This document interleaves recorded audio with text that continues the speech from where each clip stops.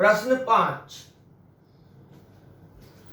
एक आकृति बनी है बच्चों, देखो ध्यान से। इसमें कुछ कोणों के माप दिए गए हैं, जैसे TEN 100 अंश है, EMR 140 अंश है, बाकी XYZ त्रिभुज NEM। आपको आकृति के आधार पे कोण X, Y तथा Z के माप ज्ञात करना है। अब आप कैसे निकालेंगे, आपके ऊपर डिपेंड है। आप बिंदु E पर देख सकते हैं रेखीय युगल कोण बना है। बिंदु E पर दो कोण हैं और रेखीय युगल कोणों के मापों का योगफल 180 अंश होता है। तो कोण TEN plus NEM, TEN plus NEM बराबर 180 अंश रेखीय युगल कोण। मान रखेंगे कोण TEN का मान 100 अंश है, तो 100 धन y बराबर 180, y बराबर 180 ऋण 100, इसका मतलब y बराबर 80 अंश। इसको आप समीकरण नंबर 1 रख दीजिए, एक मान मालूम हो गया। इसी प्रकार आप यहां भी देखो तो बिंदु M पर दो कोण बने हैं, एक का मान Z है, एक का 140, और ये रेखीय युगल कोण है। तो यहाँ के आधार पे आप देखोगे कोण EMN प्लस कोण EMR बराबर 180 अंश रेखीय युगल कोण। मान रखेंगे EMN ये Z है, Z धन 140 है बराबर 180, Z बराबर 180 ऋण 140, इसलिए Z का मान 40 अंश, नंबर 2। अब देखो जरा आपको एक त्रिभुज है NEM, यहां आपके पास y का मान और z का मान निकला है, तो x का रह गया है, और आपने सवाल नंबर 2, 3, 4 में ही किया है। तो त्रिभुज NEM में कोण NEM plus ENM plus EMN बराबर 180 अंश त्रिभुज के तीनों अंतर कोणों के मापों का योगफल। कोण NEM का मान y है, ENM का x है, EMN का z है, तो y धन x धन z बराबर 180 अंश।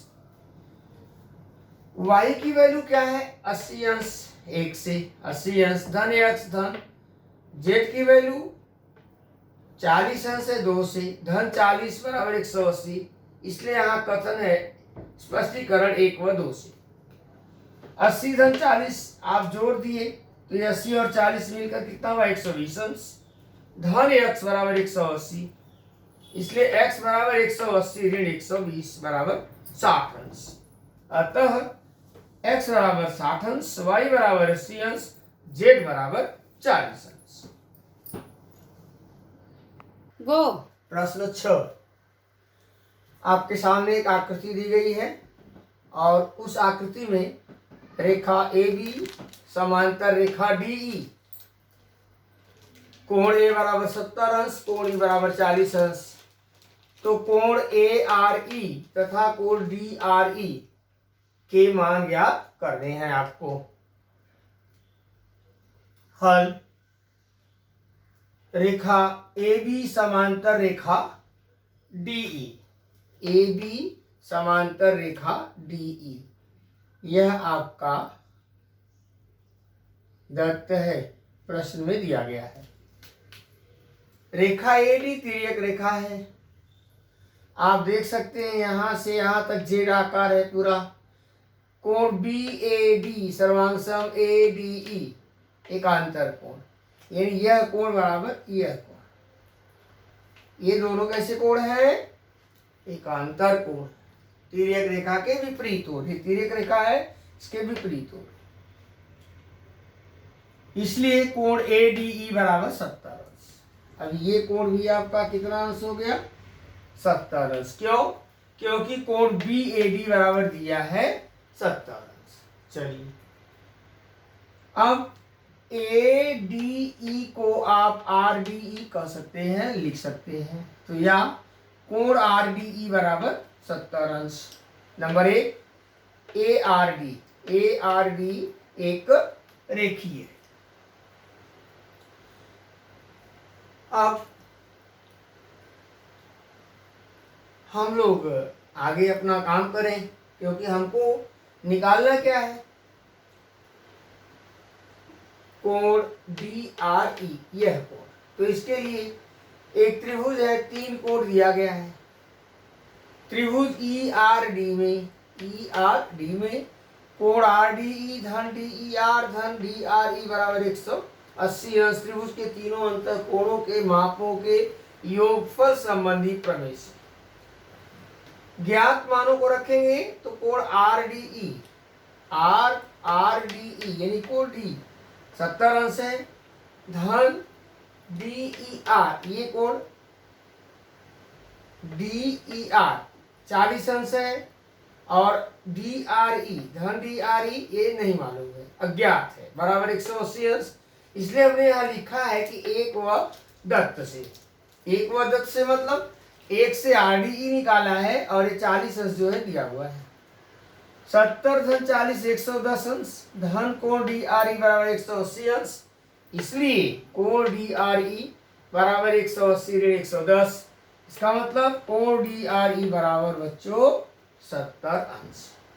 चलिए DRE यानी यह कोण आपका 70 अंश, ये वाला कोण देखो आपको मालूम हो गया।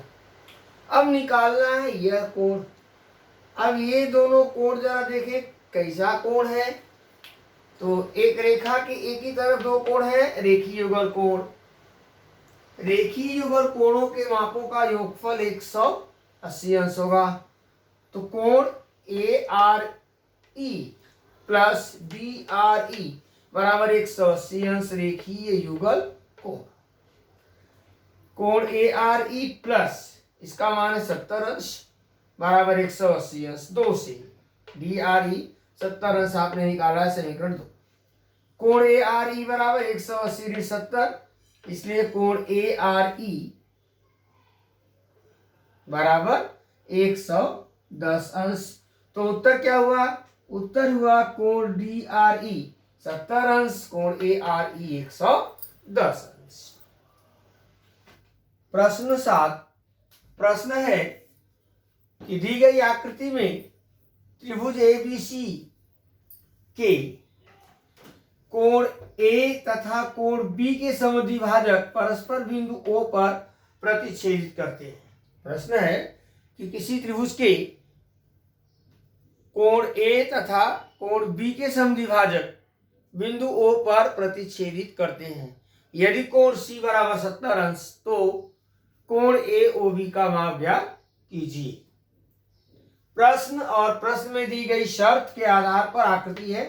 त्रिभुज ABC है, कोण C बराबर 70 अंश है, कोण A और कोण B का समद्विभाजक परस्पर बिंदु O पर प्रतिच्छेदित करता है। निशान अलग अलग बना देते हैं थोड़ा। तो हल, किरण AO तथा किरण AO तथा BO क्रमशः कोण A तथा कोण B की समद्विभाजक है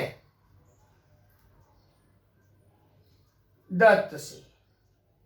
इसलिए कोण CAO सर्वांगसम कोण OAB या कोण CAO बराबर कोण OAB नंबर 1। इसी प्रकार कोण CBO बराबर सर्वांगसम OBA या कोण CBO बराबर कोण OBA नंबर 2। त्रिभुज ABC में कोण A धन कोण B धन कोण C बराबर 180 अंश। चूंकि यहाँ A और B के समद्विभाजक को दर्शाया गया है इसलिए हम उसको हाफ करेंगे। तो 1/2 कोण A धन 1/2 कोण B धन 1/2 कोण C बराबर 90 अंश। 1/2 से दोनों पक्षों में गुणा करने पर अब देखो भाई 1/2 कोण A का मतलब A, क्यों? क्योंकि हमको इस कोण की जानकारी चाहिए। तो 1/2 कोण A का मतलब OAB धन 1/2 कोण B, अर्थात अगर हमको ये चाहिए तो OBA, यहाँ धन 1/2 कोण C का मान 70 अंश गुणे 70 बराबर 90 अंश। दत्त तथा 1 व 2 से कोण ओ ए बी प्लस कोण ओ बी ए बराबर 90 ऋण 35। 35 कैसे हुआ?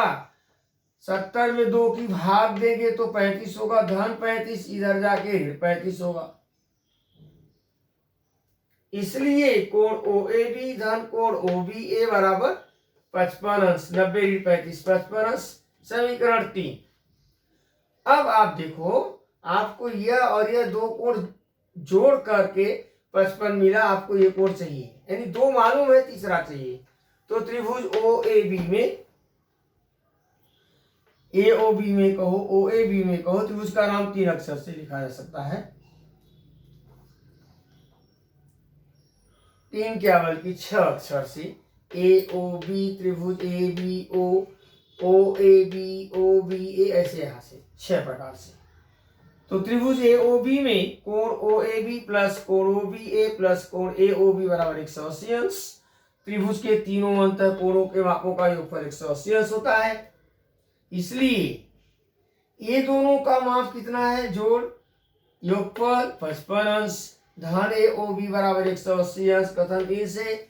इसलिए कोण ए ओ बी बराबर 180 ऋण 55, अर्थात कोण ए ओ बी बराबर 125 अंश।